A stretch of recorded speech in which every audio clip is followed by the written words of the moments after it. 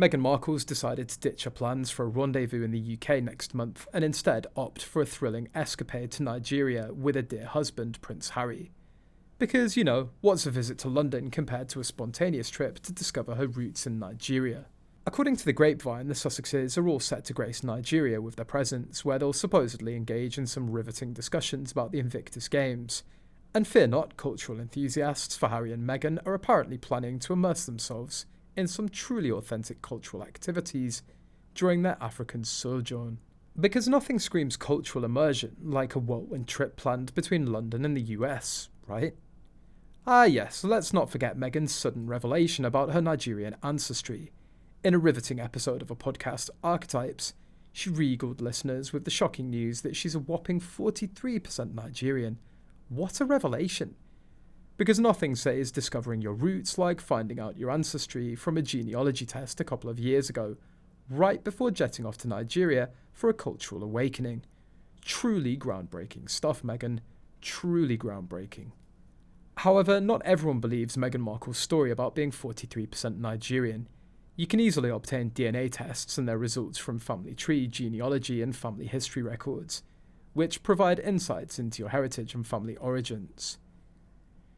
For instance, Meghan Markle's mother Doria hails from the USA, while her grandparents Jeanette and Alvin were born in Sandusky, Ohio, and South Carolina in 1929 respectively. Taking it a step further, her great-grandparents Nettie Mae and James hailed from South Carolina in 1897 and 1909. And her great-great-grandparents Gertrude Elizabeth and Hunter Allen originated from Georgia in around 1882. Given that her father's lineage traces back to Dutch Irish-American descent, one might question how Meghan can claim to be 43% Nigerian.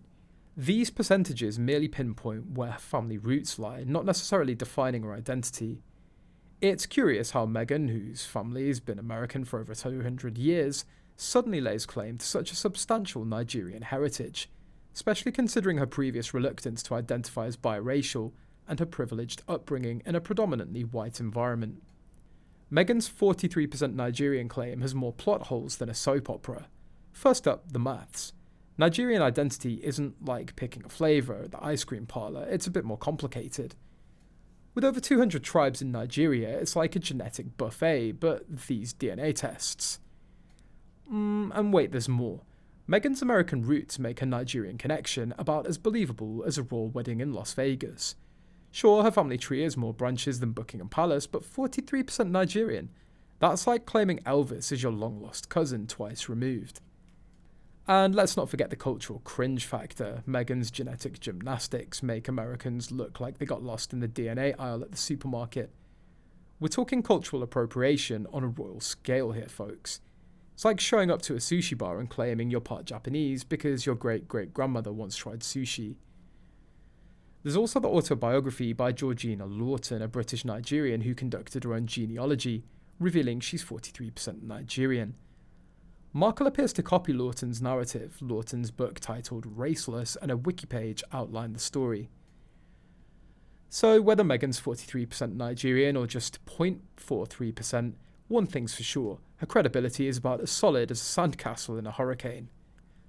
Could it be that Meghan's newfound interest in the Nigerian roots conveniently aligns with potential business opportunities in Nigeria?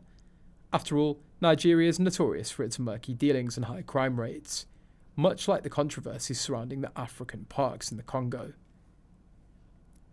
While Harry and Meghan may parade their royal tour as an official excursion, it's clear that they're leveraging their positions to engage in potential dealings with the Nigerian government.